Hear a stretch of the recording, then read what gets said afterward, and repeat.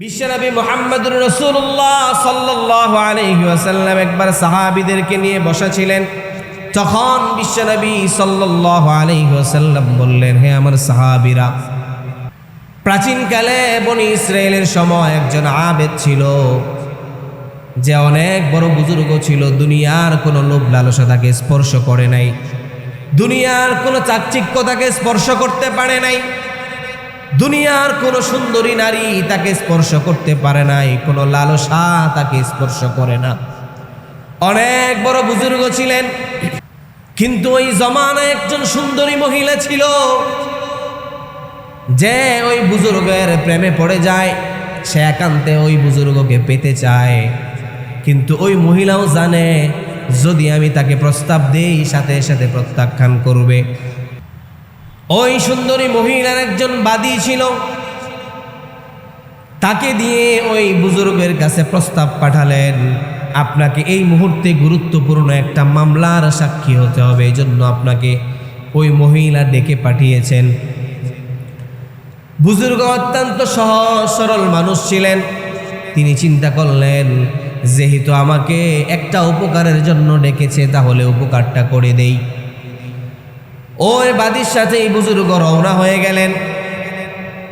কিন্তু যখন ঘরের মধ্যে প্রবেশ করছিলেন, বুজুর্গ সামনের দিকে এগোচ্ছিলেন, আর ওই বাদী পেছন থেকে দরজাগুলো বন্ধ করে দিচ্ছিলেন। দরজা জানালা সব কিছু বন্ধ করে দেওয়ার পর সামনের দিকে যখন অগ্রসর হলেন, ওই বুজুর্গ দেখলেন সুন্দরী রমণী সুসজ্জিত হয়ে বসে আছে, তার পাশে একজন কিশোর যুবক বসে আছে। তার পরবর্তীতে দেখলেন মদের সুন্দর সুন্দর পাত্রগুলো মদ দিয়ে সাজিয়ে রাখা হয়েছে। এবার ওই বুজুর্গ যখন ওই জায়গায় প্রবেশ করলেন, এবার ওই সুশ্রী মহিলা, সুন্দরী মহিলা বলল, আমি আপনাকে কোনো মামলায় সাক্ষী দেওয়ার জন্য ডাকি নাই, বরং আমি আপনাকে ডেকে পাঠিয়েছি, আমি আপনাকে একান্ত পেতে চাই, আপনি এই মুহূর্তে আমার সাথে জেনা ব্যভিচারে লিপ্ত হন। বুজুর্গ বললেন, আল-ইয়াযু বিল্লাহ, আমি আল্লাহ তাআলাকে ভয় করি, এমন কুপ্রস্তাবে রাজি হওয়া আমার পক্ষে সম্ভব নয়। আর ওই সুশ্রী মহিলা, সে নিজেও জানতো যখন তাকে এই প্রস্তাব দেওয়া হবে তখন সে মানবে না। এই জন্য সুশ্রী মহিলা বুদ্ধি করে 3টা বিষয় প্রস্তুত করে রেখেছেন। 1 নম্বর বিষয় হলো তার সাথে ব্যভিচারে লিপ্ত হওয়া। 2 নম্বর বিষয় হলো যেই যুবককে বসিয়ে রেখেছিল, প্রস্তাব দিল তুমি ওই যুবককে কতল করে হত্যা করে ফেলো। যদি এটাও না করো, তাহলে এখানে যে মদ আছে মদ পান করো। মুসলমান ভাইয়েরা আমার, বুঝার বিষয় হলো, আমরা পূর্বে যে হাদিস বর্ণনা করেছি, বলেছিলাম বিশ্বনবী সাল্লাল্লাহু আলাইহি ওয়াসাল্লাম বলেছেন, সমস্ত পাপের চাবিকাঠি হলো নেশা বা মদ না মাদক দ্রব্য। বুজুর্গ মনে মনে চিন্তা করলেন, মানুষ হত্যা হলো মহাপাপ, জেনা করা মহাপাপ, মানুষ হত্যা হলো তার চাইতেও বড় অপরাধ। তাহলে এক কাজ করি, 2টা বাদ দে, একটু মদ খাই, মদ খাইলে 1 গ্লাস মদ খাইলে আর কি হবে। বুজুর্গ মনে মনে চিন্তা করলেন, একটু শরাব পান করলে তেমন কিছু হবে না। সে সিদ্ধান্ত নিল এবং ওই সুশ্রী মহিলাকে বলল, ঠিক আছে আমি মদ পান করব, তারপরও জেনার মতো মহা অপরাধ, খুনের মতো মহা অপরাধ, এগুলোর সাথে আমি লিপ্ত হতে চাই না। সুশ্রী মহিলা আনন্দ চিত্তে তাকে মদ পরিবেশন করলো।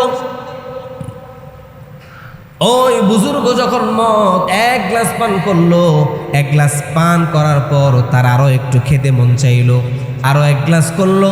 এমন ভাবে মদ পান করতে করতে 1 গ্লাস 2 গ্লাস, তার যখন প্রচণ্ড নেশা চলে বসে, সে যখন নেশাগ্রস্ত হয়ে পড়লো, এখন সে ওই মদের কারণে, নেশাগ্রস্ত হওয়ার কারণে ওই সুশ্রী মহিলার সাথে জেনায় লিপ্ত হয়ে গেল। নাউজুবিল্লাহ। শুধু এতটুকুই নয়, নেশায় বিভোর হয়ে যাওয়ার কারণে ওই বুজুর্গ ব্যক্তি নেশা হওয়ার কারণে ওই যুবককেও কতল করে ফেলল। নাউজুবিল্লাহ। অতএব বিশ্বনবী সাল্লাল্লাহু আলাইহি ওয়াসাল্লাম এই হাদিস বর্ণনা করার পর বিশ্বনবী সাল্লাল্লাহু আলাইহি ওয়াসাল্লাম বলেছেন, এটাই হলো মদের খারাপ দিক বা নেশার খারাপ দিক। এই নেশা এমন এক খারাপ জিনিস, এটা যারা করে তারপর যে কোনো অপরাধ করতে তারা দ্বিধাবোধ করে। আল্লাহ রাব্বুল আলামিন জানিয়ে দিলেন, ইয়াসআলুনাকা আনিল খামরি ওয়াল মাইসির, হে নবী আপনার কাছে আপনার উম্মত জানতে চায় মদ এবং জুয়া সম্পর্কে। আপনি তাদেরকে বলে দিন এই দুইটার মধ্যেই মহাপাপ রয়েছে। সুতরাং মানুষের জন্য দুইটার মধ্যেই ক্ষতিগ্রস্ত রয়েছে, পাপ রয়েছে। তবে এর মধ্যে সাময়িক কিছু উপকারও আছে, তবে এই উপকার অপেক্ষা গুনাহটা অনেক বড়। আল্লাহ তাআলা প্রথমেই নিষিদ্ধ করেন নাই, প্রথমে আল্লাহ তাআলা জানিয়ে দিলেন এই মদ এবং জুয়ার মধ্যে তোমাদের জন্য খারাপ কিছু বিষয় আছে এবং উপকারও আছে। উপকারটা হলো সাময়িক আনন্দ উপলব্ধি হয়, কিন্তু ক্ষতি হলো পুরা জীবনটাকে তছনছ করে দেয়। মুসলমান ভাইয়েরা আমার, আপনারা প্রত্যেকেই জেনে থাকবেন আমাদের সমাজে মদ এবং জুয়ার যে প্রচলন আছে, এই জুয়া একটা মানুষকে কতটা নিচে নামাতে পারে, একদম কোটিপতি থেকে তাকে পথের ফকির বানিয়ে দিতে পারে, পারে কি পারে না। এমন সমাজে অনেক দৃষ্টান্ত আছে। আপনি আপনার সমাজের দিকে তাকান, নিশ্চিতভাবে আপনার অবলোকন হবে একটা লোক কত ভালো ছিল, টাকা পয়সাওয়ালা ছিল, সমাজে সম্মানিত ছিল, কিন্তু এমন খারাপ কাজের সাথে সম্পৃক্ত হওয়ার কারণে আল্লাহ তাআলা তাকে রাস্তার ফকির পর্যন্ত বানিয়ে দেয়। এজন্য মুসলমান ভাইয়েরা আমার, নেশাদ্রব্য থেকে দূরে থাকতে হবে, জুয়া মদ থেকে দূরে থাকতে হবে। ইসলামে দ্বিতীয় যে বিধান দিয়েছেন, আব্দুর রহমান ইবনে আউফ রাদিয়াল্লাহু তাআলা আনহু থেকে বর্ণিত। আব্দুর রহমান ইবনে আউফ রাদিয়াল্লাহু তাআলা আনহু একবার হযরত আলী রাদিয়াল্লাহু তাআলা আনহুকে তার বাসায় দাওয়াত করলেন। বাসায় দাওয়াত করার পর, খাওয়া দাবার শেষ করার পর সকলেই মিলে মদ পান করা শুরু করলেন, কারণ তখনও ইসলামে মদ হারাম ঘোষণা করা হয়নি। মদ যখন পান করা শুরু করলেন, এমত অবস্থায় মাগরিবের আজান হয়ে গেল।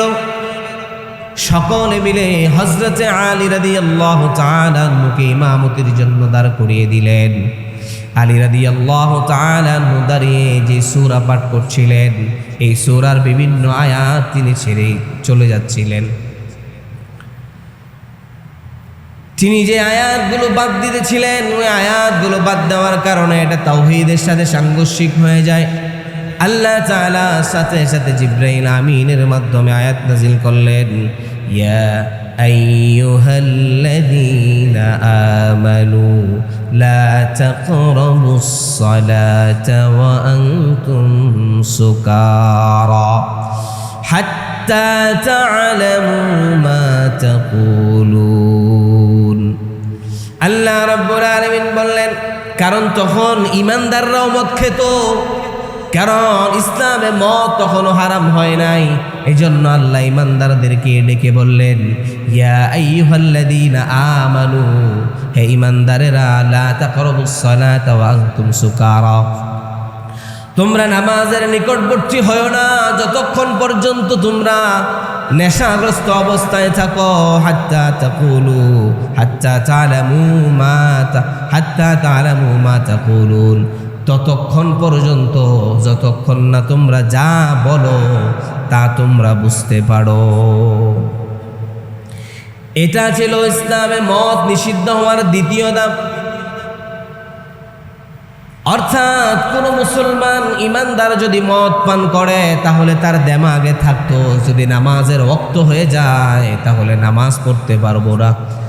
এই জন্য মদের প্রতি আস্তে আস্তে মানুষের ঘৃণা তৈরি হতে লাগলো। যখন আস্তে আস্তে মদের প্রতি ঘৃণা তৈরি হয়ে গেল, তৃতীয় ধাপ, আল্লাহ তাআলা মাদক দ্রব্য সম্পূর্ণভাবে নিষিদ্ধ করে দিলেন। অবশেষে মাদককে আল্লাহ তাআলা চূড়ান্তভাবে নিষিদ্ধ করলেন। এই চূড়ান্ত নিষিদ্ধ হওয়ার প্রমাণ এবং দলিল হলো আল্লাহ তাআলা সূরা মাইদার 90 নম্বর আয়াতে বলেছেন, ইয়া আইয়ুহাল্লাযীনা আমানু ইন্নামাল খামরু ওয়াল মাইসিরু ওয়াল আনসাবু ওয়াল আজলাম والأنصاب والأزلام رجس من عمل الشيطان আল্লাহ তাআলা প্রথমে বললেন ইয়া আইয়ুহাল্লাযীনা আমানু, হে ঈমানদারেরা, ইন্নামাল খামরু ওয়াল মাইসিরু ওয়াল আনসাবু ওয়াল আজলাম, তোমরা এই যে মদ, মূর্তি পূজা, জুয়া এবং দেবদেবীকে ভাগ্য নির্ধারক হিসেবে লটারি করো, এই সব কিছুই হলো পবিত্র। মিন আমালিশ শাইতান, এই সবগুলো হলো শয়তানের কাজ। মুসলমান ভাইয়েরা আমার, এখানে বুঝার বিষয় হলো আল্লাহ তাআলা এগুলোকে শয়তানের কাজ কেন বললেন। পৃথিবীতে আমরা যে অপরাধগুলো করি, এই অপরাধগুলোকে আর শয়তান আমাদের সামনে চাকচিক্যময় করে তোলে। শয়তান আমাদেরকে বুঝায় এটার মধ্যে অনেক প্রশংসা পাওয়া যায়, অনেক ভালো কাজ হয়। যেমন ছোট্ট একটা উদাহরণ দিলে বুঝবেন, যে সমস্ত মহিলারা অশ্লীল পোশাক পরে রাস্তায় বের হয়, এটা তো তাদের জন্য হারাম ছিল, কিন্তু তারা মনে করে মানুষ আমাকে অনেক সুন্দর মনে করছে। মনে করে কি করে না? এই কাজটা কার কাজ? নিশ্চয়ই শয়তানের কাজ। শয়তান তাকে ওইটা উপলব্ধি করায়, তুমি যে অশ্লীল পোশাক পরে বের হয়েছ, এই অশ্লীল পোশাকটা তোমাকে সুন্দর লাগছে, মানুষ তোমাকে বাহবা দিচ্ছে। ঠিক তদ্রূপ আমি যখন মদ পান করব, শয়তান আমাদেরকে বারবার প্ররোচনা দেয়, একটু একটু পান করলে কিছু হয় না, একটু খেতে পারো, বরঞ্চ আনন্দ অনুভব হবে, শরীরের মধ্যে কেমন জানি একটা চাঙ্গা ভাব চলে আসবে।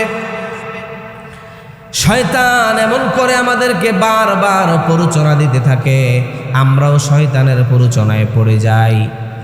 শয়তানের প্ররোচনায় পড়ে আমরা অনেক সময় মদ পান করে ফেলি, কিন্তু আল্লাহ তাআলা এই মদকে আয়াতের মাধ্যমে আমাদের জন্য পরিপূর্ণ নিষিদ্ধ করে দিয়েছেন। এরপর আল্লাহ তাআলা বলছেন, ফাজতানিবুহু লাআল্লাকুম তুফলিহুন, তোমরা মদ পান করো না, জুয়া খেলো না, এগুলো থেকে তোমরা নিজেদেরকে বিরত রাখো, এগুলো থেকে নিজেদেরকে বিরত রাখো। কেননা মিন আমালিশ শাইতান, সব কিছু হলো শয়তানের কাজ। ফাজতানিবুহু লাআল্লাকুম তুফলিহুন, যদি তোমরা সফল হতে চাও তাহলে সব কিছু থেকে বিরত থাকার নির্দেশ তিনি দিয়েছেন। তিনি কে? জোরে বলেন, তিনি কে? এজন্য আল্লাহ তাআলা সূরা মাইদার 91 নম্বর আয়াতে আল্লাহ চমৎকার ভাবে জানিয়ে দিলেন, ইন্নামা ইউরিদুশ শাইতানু আন ইউকিআ বাইনাকুমুল আদাওয়াতা ওয়াল বাগদা ফিল খামরি ওয়াল মাইসিরি ওয়া ইয়াসুদ্দাকুম আন যিকরিল্লাহি ওয়া আনিস সালাহ। আল্লাহ তাআলা জানিয়ে দিলেন, শয়তান তোমাদের মধ্যে জুয়া এবং মদের মাধ্যমে শত্রুতা এবং বিদ্বেষের বীজ বপন করতে চায় এবং তোমাদেরকে আল্লাহ তাআলার জিকির এবং নামাজ থেকে দূরে রাখতে চায়। শয়তান আমাদেরকে সব সময় আল্লাহ তাআলা থেকে দূরে রাখতে চায়। শয়তান চায় আমরা যেন নামাজ না পড়ি, আমরা যেন রোজা না রাখি, জিকির না করি। এই আয়াতে আল্লাহ তাআলা এই কথার প্রমাণ দিলেন, ওয়া ইয়াসুদ্দাকুম আন যিকরিল্লাহি ওয়া আনিস সালাহ। এরপর আল্লাহ তাআলা আমাদেরকে একটা প্রশ্ন ছুড়ে দিলেন, ফাহাল আনতুম মুনতাহুন, বান্দা আমি আল্লাহ তাআলা শয়তানের এই চক্রান্ত তোমাদের সামনে প্রকাশ করে দিলাম। শয়তানের এই চক্রান্ত তোমাদের সামনে প্রকাশ করে দিলাম, তারপরেও কি তোমরা শয়তানের চক্রান্ত থেকে বিরত থাকবে না? আল্লাহ তাআলা এই প্রশ্ন ছুড়ে দিয়েছেন। এখন বলেন, এত স্পষ্ট করে আল্লাহ আমাদেরকে নির্দেশ দেওয়ার পরেও আমাদেরকে কি এই সমস্ত কর্মকাণ্ড থেকে বিরত থাকার দরকার আছে না নাই? জোরে বলতে হবে, আছে না নাই? শয়তান আমাদেরকে প্ররোচনা দেয়, আল্লাহ এটাও জানিয়ে দিয়েছেন এটা শয়তানের কাজ। আর শয়তান তোমাদেরকে এইটার ব্যাপারে সবসময় তাগিদ দিতে থাকে, তাগাজা দিতে থাকে। অতএব শয়তানের কাছ থেকে বিরত থাকো। শয়তান তোমাদেরকে নেশা, নারী, মদ, জুয়া এগুলো কি তোমাদের সামনে চাকচিক্য করে তোলে যেন তোমরা জাহান্নামের দিকে অগ্রসর হতে চাও। আর আমি আল্লাহ চাই তোমরা যেন জান্নাতের দিকে অগ্রসর হতে পারো। এজন্য আমি আল্লাহ শয়তানের সমস্ত কূটকৌশলগুলো তোমাদের সামনে প্রকাশ করে দিয়েছি। মুহতারাম হাজিরিন, তারপরেও যদি এমন মালিক পাওয়ার পরেও যদি আমরা আল্লাহর কথাকে উপলব্ধি করতে না পারি, তাহলে আমাদের অবস্থা কেমন ভয়াবহ হবে আপনিই বলেন। বিশেষ করে যুবক ভাইয়েরা আমার, যারা বিভিন্ন প্রকারের নেশায় নিজেকে নিমজ্জিত করে ফেলেছেন, আপনাদের পায়ে হাত রেখে বলছি, আপনার না একটা সময় আল্লাহ তাআলার সাথে কত সুন্দর গভীর সম্পর্ক ছিল, আপনার না আল্লাহ তাআলার সাথে এক মধুর সম্পর্ক ছিল। আপনি না শেষ রাত্রে তাহাজ্জুদের নামাজ জায়নামাজে দাঁড়িয়ে চোখের পানি ছেড়ে দিতেন, আপনি না মসজিদের মুয়াজ্জিনের আজান শোনার সাথে সাথে মসজিদে এসে হাজিরি দিতেন, আপনি না তাবলীগ জামাত মসজিদে আসলে খেদমতে লেগে যেতেন, আপনি না পিতা মাতার কোনো কথার অবাধ্য হতেন না। কিন্তু আজকে কোন এমন নেশা, কোন এমন মাদক যেটা আপনাকে আপনার রব থেকে দূরে সরিয়ে রেখেছে? এই নেশা তো সাময়িক সময়ের জন্য আনন্দ দেয়, কিন্তু আপনার রবের সম্পর্ক আপনাকে চিরস্থায়ী আনন্দ দিবে। চিল্লায় বলেন ঠিক কিনা? মুহতারাম হাজিরিন, বিশেষ করে যুবক ভাইয়েরা আমার, আমরা আজকে দুনিয়ার সব রং তামাশাগুলোকে স্থায়ী মনে করি। আমার তো মাঝে মাঝে মনে হয় আমি আপনি যখন আল্লাহ থেকে দূরে সরে যাই, নামাজ রোজা ইসলামের বিধিবিধানগুলো থেকে দূরে সরে যাই, তখন আমাদের জান্নাত, জাহান্নাম, কবরের আযাব এইগুলো কেমন জানি একটু অবিশ্বাস হতে লাগে। লাগে কি লাগে না? আপনি একটু নিজের মাথাটাকে বালিশের সাথে যখন লাগাবেন, তখন একটু মনে মনে এই বিষয়টা চিন্তা করিয়েন। আজকে আমাকে আপনাকে যখন একটা মশা কামড় দেয়, মশাকে থাপ্পড় দেওয়ার ক্ষমতা আমার আপনার আছে না নাই? জোরে বলেন, আছে না নাই? কারণ মশা যখন আমাকে আপনাকে কামড় দেয়, তখন আমাদের একটা ব্যথা অনুভব হয়। এটা আমাদের ব্রেনে সিগন্যাল দেয় যে এখানে তোমাকে কেউ একটা ডিস্টার্ব করছে, তুমি তাকে প্রতিহত করো। কিন্তু মুহতারাম হাজিরিন, যেদিন আমার আপনার শরীর থেকে প্রাণ পাখি উড়ে যাবে, সেদিনও আমাদের কবরে সাপ বিচ্ছু থাকবে কি থাকবে না? এই সাপ বিচ্ছু যখন আমাকে আপনাকে দংশন করবে, আপনি কি চাইলে তাদেরকে বাধা দিতে পারবেন? এই ক্ষমতাটা আপনাকে আল্লাহ দিবে? আপনার এখন ইলেকট্রিসিটি যখন চলে যায়, গরম লাগে, আপনার বিকল্প চার্জার ফ্যানের ব্যবস্থা আছে, জেনারেটরের ব্যবস্থা আছে, আইপিএসের ব্যবস্থা আছে। এইগুলো দিয়ে আপনি আপনার গরমকে প্রতিরোধ করতে পারেন। আপনি আপনার যে খারাপ লাগা এটাকে বন্ধ রাখতে পারেন। কিন্তু কোরআন বলছে, হাদিস বলছে, জাহান্নামের যে আযাব হবে, কবরের যে আযাব হবে, জাহান্নাম থেকে আল্লাহ তাআলা কবরের একটা জানালা দরজা খুলে দিবে, জাহান্নাম থেকে আগুনের লেলিহান শিখা, আগুনের তাপ এগুলো কবরের মধ্যে আসতে থাকবে। আমি আপনি চাইলেও কি তখন এই কবরের আযাব, এই তাপ বন্ধ রাখার সুযোগ থাকবে? জোরে বলেন, থাকবে? তাহলে আমাদের কি এখনো সজাগ হওয়ার সময় আসে নাই? এখনো কি আমাদেরকে জাগ্রত হওয়ার সময় আসে নাই যে না, আমি আজকে যা করছি আমার কন্ট্রোলের মধ্যে আছে, আমার ইচ্ছা স্বাধীন, আমি চাইলে প্রতিহত করতে পারি, আমি চাইলে প্রতিরোধ করতে পারি, আমি চাইলে গুনাহ ছেড়ে দিতে পারি, আমি চাইলে গুনাহ করতে পারি। কিন্তু এমন একটা দিন তো আমার আপনার জন্য অপেক্ষা করছে, যেই দিন আমি আপনি চাইলেও কোনো কিছু আমার কন্ট্রোলের মধ্যে থাকবে না, বরং আমার রব আমার জন্য যে ফয়সালা করবে আমাকে সেটাই মেনে নিতে হবে। এইটা মাথায় রেখে নিজেদেরকে সংশোধন করার দরকার আছে না নাই? এই জন্য মুহতারাম হাজিরিন, সকল প্রকার নেশা আমাদেরকে মানসিক ভারসাম্যহীন করে তোলে। এই নেশা ভারসাম্যহীন করে তোলার কারণে আমার আপনার দ্বারা যে কোনো গুনাহ হতে পারে, আমি আপনি গুনাহ থেকে নিজেদেরকে বিরত রাখতে পারি না, আমি আপনি গুনাহ থেকে নিজেদেরকে বাঁচাতে পারি না।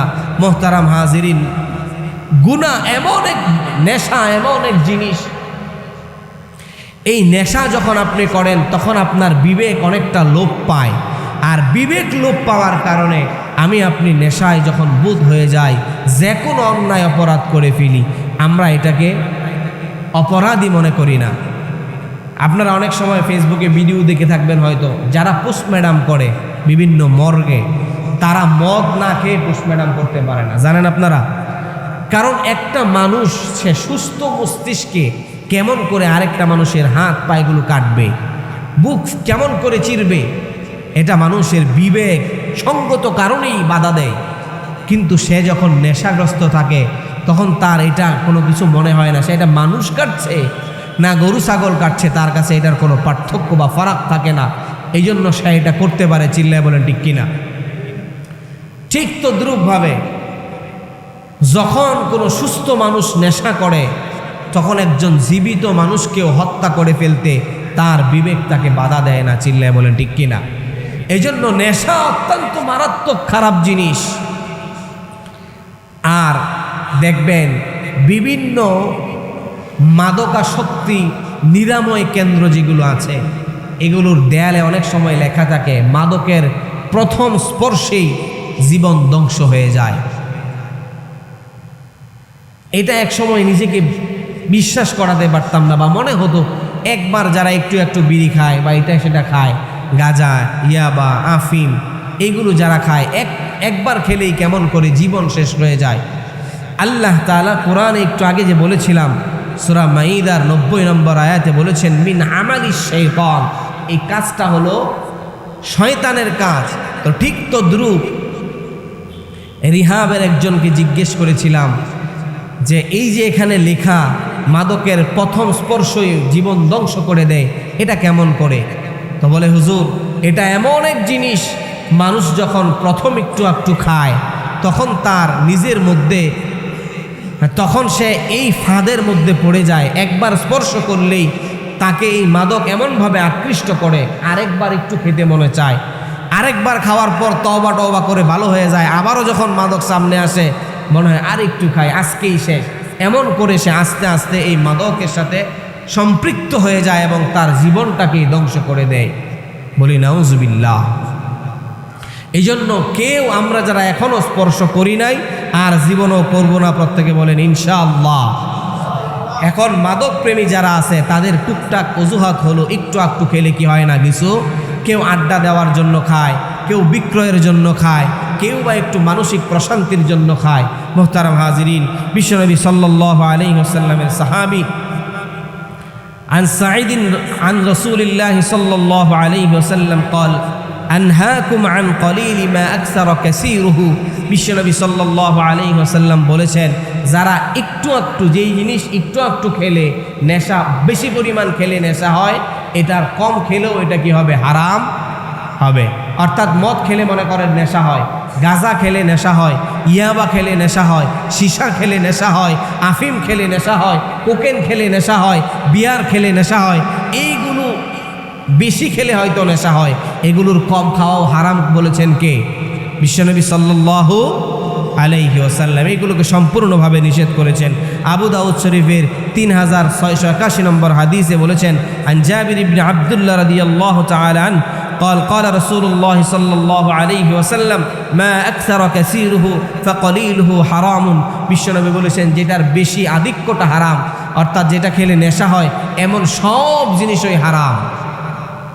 আমার আপনার মনে হতে পারে যে হুজুর, আমি তো এমনি নেশা করি না, কিন্তু আমার তো অসুখ, এই জন্য ওষুধ খেতে হয়, নেশা করতে হয়, নাইলে আমার অসুখ সারবে না।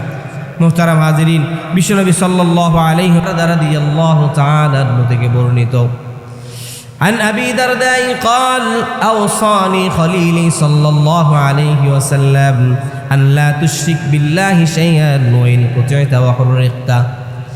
হযরত আবু দারদা রাদিয়াল্লাহু তাআলা আনহু বর্ণনা করেন, ইবনে মাজার 4034 নম্বর হাদিসের বর্ণনা এসেছে, আবু দারদা রাদিয়াল্লাহু তাআলা আনহু বলেন, আমার হাবিব বিশ্বনবী সাল্লাল্লাহু আলাইহি ওয়াসাল্লাম আমাকে বলেছেন, আল্লাহ তুশরিক বিল্লাহি শাইআন ওয়া ইন কুতি'তা ওয়া হুররিকতা। হে আবু দারদা, তুমি কখনো কারো সাথে আল্লাহ রাব্বুল আলামিনকে শরীক করো না। ওয়া ইন কুতি'তা ওয়া হুররিকতা, যদি তোমাকে কতল করাও হয় এবং যদি তোমাকে আগুন দিয়ে জ্বালিয়েও দেওয়া হয়, কার সাথে কখনোই শরীক করা যাবে না। জোরে বলেন, কার সাথে শরীক করা যাবে না? আল্লাহ তাআলার সাথে কাউকে শরীক করা যাবে না। এরপর বিশ্বনবী বললেন, লা তাতরুক সালাতান মাকতুবাতান মুতাআম্মিদান, এবং তুমি ইচ্ছাকৃতভাবে কখনোই নামাজ ছেড়ে দিও না। যদি ইচ্ছাকৃতভাবে নামাজ ছেড়ে দাও, ফামান তারাকাহা মুতাআম্মিদান ফাকাদ বারিয়াত মিনহু যিম্মাহ, যদি তুমি ইচ্ছাকৃতভাবে নামাজ ছেড়ে দাও তাহলে আল্লাহ তাআলার তোমার উপর থেকে তার দায়িত্ব উঠিয়ে নেয়, অর্থাৎ আল্লাহ তাআলার জিম্মায় ওই ব্যক্তি আর থাকে না। ওয়ালা তাশরিবিল খামরা ফাইন্নাহা মিফতাহু কুল্লি শাররিন, এরপর বিশ্বনবী সাল্লাল্লাহু আলাইহি ওয়াসাল্লাম বলেছেন, ওয়ালা তাশরিবিল খামরা ফাইন্নাহা মিফতাহু কুল্লি শাররিন, এবং তুমি কখনোই কোনো মদ বা নেশা জাতীয় দ্রব্য স্পর্শ করবে না, গ্রহণ করবে না, কারণ মদ এবং নেশা জাতীয় দ্রব্য হলো সকল পাপের চাবিকাঠি। মুহতারাম হাজিরিন, ছোট্ট একটা ঘটনা বললে বুঝে আসবে। হাদিস থেকে ঘটনা বলছি, নাসাই শরীফের 5666 নম্বর হাদিসের বর্ণনা এসেছে। বিশ্বনবী মুহাম্মদুর রাসূলুল্লাহ সাল্লাল্লাহু আলাইহি ওয়াসাল্লাম একবার সাহাবীদেরকে নিয়ে বসা ছিলেন। তখন বিশ্বনবী সাল্লাল্লাহু আলাইহি ওয়াসাল্লাম বললেন, হে আমার সাহাবীরা, প্রাচীনকালে বনি ইসরায়েলের সময় একজন আবেদ ছিল, যে অনেক বড় বুজুর্গ ছিল। দুনিয়ার কোনো লোভ লালসা তাকে স্পর্শ করে নাই, দুনিয়ার কোনো চাকচিক্য তাকে স্পর্শ করতে পারে নাই, দুনিয়ার কোনো সুন্দরী নারী তাকে স্পর্শ করতে পারে নাই, কোনো লালসা তাকে স্পর্শ করে না। অনেক বড় বুজুর্গ ছিলেন, কিন্তু ওই জমানায় একজন সুন্দরী মহিলা ছিল, যে ওই বুজুর্গের প্রেমে পড়ে যায়। সে একান্তে ওই বুজুর্গকে পেতে চায়, কিন্তু ওই মহিলাও জানে যদি আমি তাকে প্রস্তাব দেই সাথে সাথে প্রত্যাখ্যান করবে। ওই সুন্দরী মহিলার একজন বাদী ছিল, তাকে দিয়ে ওই বুজুর্গের কাছে প্রস্তাব পাঠালেন, আপনাকে এই মুহূর্তে গুরুত্বপূর্ণ একটা মামলার সাক্ষী হতে হবে, এই জন্য আপনাকে ওই মহিলা ডেকে পাঠিয়েছেন। বুজুর্গ অত্যন্ত সহজ সরল মানুষ ছিলেন। তিনি চিন্তা করলেন, যেহেতু আমাকে একটা উপকারের জন্য ডেকেছে, তাহলে উপকারটা করে দেই। ওই বাদীর সাথে এই বুজুর্গ রওনা হয়ে গেলেন। কিন্তু যখন ঘরের মধ্যে প্রবেশ করছিলেন, বুজুর্গ সামনের দিকে এগোচ্ছিলেন, আর ওই বাদী পেছন থেকে দরজাগুলো বন্ধ করে দিচ্ছিলেন। দরজা জানালা সব কিছু বন্ধ করে দেওয়ার পর সামনের দিকে যখন অগ্রসর হলেন, ওই বুজুর্গ দেখলেন সুন্দরী রমণী সুসজ্জিত হয়ে বসে আছে, তার পাশে একজন কিশোর যুবক বসে আছে। তার পরবর্তীতে দেখলেন মদের সুন্দর সুন্দর পাত্রগুলো মদ দিয়ে সাজিয়ে রাখা হয়েছে। এবার ওই বুজুর্গ যখন ওই জায়গায় প্রবেশ করলেন, এবার ওই সুশ্রী মহিলা, সুন্দরী মহিলা বলল, আমি আপনাকে কোনো মামলায় সাক্ষী দেওয়ার জন্য ডাকি নাই, বরং আমি আপনাকে ডেকে পাঠিয়েছি, আমি আপনাকে একান্ত পেতে চাই, আপনি এই মুহূর্তে আমার সাথে জেনা ব্যভিচারে লিপ্ত হন। বুজুর্গ বললেন, আল-ইয়াযু বিল্লাহ, আমি আল্লাহ তাআলাকে ভয় করি, এমন কুপ্রস্তাবে রাজি হওয়া আমার পক্ষে সম্ভব নয়। আর ওই সুশ্রী মহিলা সে নিজেও জানতো যখন তাকে এই প্রস্তাব দেওয়া হবে তখন সে মানবে না। এই জন্য সুশ্রী মহিলা বুদ্ধি করে 3টা বিষয় প্রস্তুত করে রেখেছেন। 1 নাম্বার বিষয় হলো তার সাথে ব্যভিচারে লিপ্ত হওয়া। 2 নাম্বার বিষয় হলো যেই যুবককে বসিয়ে রেখেছিল, প্রস্তাব দিল তুমি ওই যুবককে কতল করে হত্যা করে ফেলো। যদি এটাও না করো তাহলে এখানে যে মদ আছে মদ পান করো। মুসলমান ভাইয়েরা আমার, বুঝার বিষয় হলো আমরা পূর্বে যে হাদিস বর্ণনা করেছি, বলেছিলাম বিশ্বনবী সাল্লাল্লাহু আলাইহি ওয়াসাল্লাম বলেছেন সমস্ত পাপের চাবিকাঠি হলো নেশা বা মদ না মাদক দ্রব্য। বুজুর্গ মনে মনে চিন্তা করলেন মানুষ হত্যা হলো মহাপাপ, জেনা করা মহাপাপ, মানুষ হত্যা হলো তার চাইতেও বড় অপরাধ। তাহলে এক কাজ করি, দুইটা বাদ দে, একটু মদ খাই, মদ খাইলে এক গ্লাস মদ খাইলে আর কি হবে। বুজুর্গ মনে মনে চিন্তা করলেন একটু শরাব পান করলে তেমন কিছু হবে না। সে সিদ্ধান্ত নিল এবং ওই সুশ্রী মহিলাকে বলল ঠিক আছে আমি মদ পান করব, তারপরও জেনার মতো মহা অপরাধ, খুনের মতো মহা অপরাধ এগুলোর সাথে আমি লিপ্ত হতে চাই না। সুশ্রী মহিলা আনন্দ চিত্তে তাকে মদ পরিবেশন করলো। ওই বুজুর্গ যখন মদ এক গ্লাস পান করলো, এক গ্লাস পান করার পর তার আরো একটু খেতে মন চাইলো, আরো এক গ্লাস করলো। এমন ভাবে মদ পান করতে করতে এক গ্লাস দুই গ্লাস, তার যখন প্রচণ্ড নেশা চলে বসে, সে যখন নেশাগ্রস্ত হয়ে পড়লো, এখন সে ওই মদের কারণে, নেশাগ্রস্ত হওয়ার কারণে ওই সুশ্রী মহিলার সাথে জেনায় লিপ্ত হয়ে গেল। নাউজুবিল্লাহ। শুধু এতটুকুই নয়, নেশায় বিভোর হয়ে যাওয়ার কারণে ওই বুজুর্গ ব্যক্তি নেশা হওয়ার কারণে ওই যুবককেও কতল করে ফেলল। নাউজুবিল্লাহ। অতএব বিশ্বনবী সাল্লাল্লাহু আলাইহি ওয়াসাল্লাম এই হাদিস বর্ণনা করার পর বিশ্বনবী সাল্লাল্লাহু আলাইহি ওয়াসাল্লাম বলেছেন এটাই হলো মদের খারাপ দিক বা নেশার খারাপ দিক। এই নেশা এমন এক খারাপ জিনিস, এটা যারা করে তারপর যে কোনো অপরাধ করতে তারা দ্বিধাবোধ করে। এই জন্য মদ, নেশা এটা অত্যন্ত খারাপ জিনিস।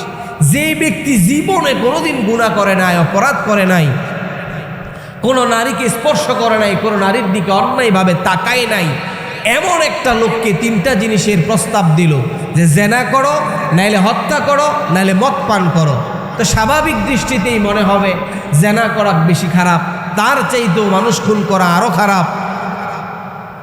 কারণ বিশ্বনবী বলেছেন একজনকে হত্যা করা মানে পুরো পৃথিবীকে হত্যা করা, তাহলে এটা নিশ্চয়ই আরো বেশি খারাপ। এক গ্লাস মদ পান করলে আর কি হবে, কিন্তু সেই মদ পান করার কারণে বাকি দুইটা অপরাধও তার দ্বারা হয়ে গেছে। এই জন্য মুহতারাম হাজিরিন, আমাদেরকে সকল প্রকার নেশা থেকে দূরে থাকতে হবে।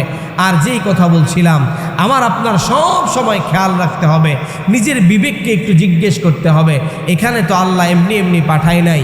বা আজকে আমার সাথে কথার কথা আমাদের একটু মাথা ব্যথা হলে আমরা ওষুধ খাই কি খাই না? শরীরের যে কোনো প্রবলেম দেখা দেয়, আমরা আমাদের শরীরকে আবার পুনরায় ঠিক করার জন্য আমরা যে কোনো প্রকারের চিকিৎসা গ্রহণ করি, কিন্তু এমন একটা দিন আসবে শরীরে আগুন লেগে যাবে, সাপ দংশন করবে, জাহান্নামের একদম অতল গহ্বরে আমাকে নিমজ্জিত করা হবে, কিন্তু আমার আপনার কিচ্ছু করার ক্ষমতা থাকবে না। কানের ভিতরে সীসা গরম করে ঢেলে দিবে, চোখের মধ্যে সীসার ডালাই দিয়ে দেওয়া হবে এই গুনাহগুলোর কারণে। জিহ্বা টেনে বের করে ফেলা হবে, আমাকে আপনাকে উত্তপ্ত গরম পানি, পুজ, রক্ত এগুলোর সাগরে ডুবিয়ে রাখা হবে, পানি তৃষ্ণা লাগবে, এগুলো খাবে। বিশ্বনবী আল্লাহ রাব্বুল আলামিন কোরআনুল কারীমে বলেছেন লা ইয়াযুকুনা ফিহা বারদাও ওয়ালা শারাবা, তারা সেখানে কোমল পানীয় বলতে কোনো কিছু পাবে না, ইল্লা হামিমা ওয়া গাসসাকা, কিন্তু সেখানে তারা পাবে হামিমা ওয়া গাসসাকা, মর রক্ত এবং পুষ। নাউজুবিল্লাহ। এই জন্য মুহতারাম হাজিরিন, সকল প্রকার যারা বিড়ি সিগারেট খান, আপনাদেরকেও উদারত আহ্বান করি এগুলো থেকেও বাদ দেন, বাদ দেন, আস্তে আস্তে আস্তে আস্তে করে বাদ দেন। এই যে কোরআন আমাদেরকে শিক্ষা দিয়েছে, আপনাকে চাপিয়ে দেওয়া হয় নাই কোনো কিছু। আস্তে আস্তে যেমন আল্লাহ তাআলা নেশা জাতীয় দ্রব্যকে, এগুলোকে ধাপে ধাপে হারাম করে দিয়েছেন, আপনিও আপনার জীবনে একটা বদ অভ্যাস হয়ে গেছে, আপনি ছেড়ে দেন। বিশেষ করে মুরব্বী বাবারা আমার, আপনারা যারা এখনও পর্যন্ত বিড়ি সিগারেটের সাথে লিপ্ত, এগুলো যারা এখনও খান পান করেন, আল্লাহর রাস্তায় এগুলো ছেড়ে দেন। এটা পৃথিবীর সবচাইতে নিকৃষ্ট খাবার। কারণ পৃথিবীর এমন কোনো খাবার কি আছে যেটা মানুষ বাথরুমে যেয়ে বসে বসে খায়? আছে? বলেন, কথা বলেন, আছে এমন? এমন কোনো খাবার নাই, কিন্তু একমাত্র বিড়ি সিগারেট এটা হলো এমন একমাত্র খারাপ জিনিস যেটা মানুষ বাথরুমে গিয়েও খায়। আল্লাহ আমাদেরকে বুঝ দান করুন। এটা তো আপনার ব্যক্তিত্বের সাথে যায় না, আপনার গায়রতের সাথে এটা কেমন করে যায় যে বাথরুমে একদিকে বাথরুম করে একদিকে খায়? আল্লাহ আমাদেরকে বুঝ দান করুক। এগুলো আপনাকে শুধু আপনার টাকা পয়সা নষ্ট করছে বিষয়টা এমন নয়, আপনার পুরা জীবনটাকে ধ্বংস করে দিচ্ছে। আর আপনাদেরকে একটা কথা স্পষ্ট বলতে চাই, যে সমস্ত বাবারা বিড়ি সিগারেট খায় তাদের সন্তানরাও বিড়ি সিগারেট খোর হবে। চিল্লায় বলেন ঠিক কিনা? আপনি আপনার সন্তানকে যুবক বয়সে নিষেধ করবেন, ধরবেন, মাইট দিবেন, এই বিচার আচার করবেন, কিন্তু সে কোনোদিনও মানবে না, কারণ সে জানে দিন শেষে আমার বাবাই বিড়ি খায়। আর তার তো বিড়ি খাওয়ার জন্য বাহিরে যাওয়ার প্রয়োজন হয় না, সে বিড়ি খাওয়ার জন্য আপনার পকেট থেকেই নিতে পারে। আপনার পকেটেই বিড়ি থাকে, আপনার বালিশের নিচেই বিড়ির সিগারেটের প্যাকেট থাকে, সে নিতে পারে। তার বাহিরে যাওয়ার দরকার আছে? বাহিরে গেলে তো আপনার কাছে কেউ না কেউ বিচার দিবে যে আপনার ছেলে তো দোকান থেকে বিড়ি সিগারেট কিনে। সে চিন্তা করে দরকার কি, বাবার কাছ থেকেই নেই, কেউ জানলো না, নিজে নেই। এখন মনে করেন বিড়ি সিগারেট খেলে একটু গন্ধ হয়, আপনার তো মনে হবে গন্ধটা মনে হয় আমার সাথেই করতেছে, মনে হবে কি হবে না? আপনি তো বুঝবেন না যে এই সিগারেটের গন্ধটা অন্য কোনো জায়গা থেকে আসছে। এই জন্য মুহতারাম হাজিরিন, ছোট ছোট অপরাধগুলোই বড় অপরাধের কারণ হয়ে দাঁড়ায়। এজন্য আল্লাহ তাআলা আমাদের সকলকে এই ছোট ছোট অপরাধ থেকে বিরত থাকার তৌফিক আল্লাহ আমাদেরকে দান করুক। প্রত্যেকে বলি আমিন।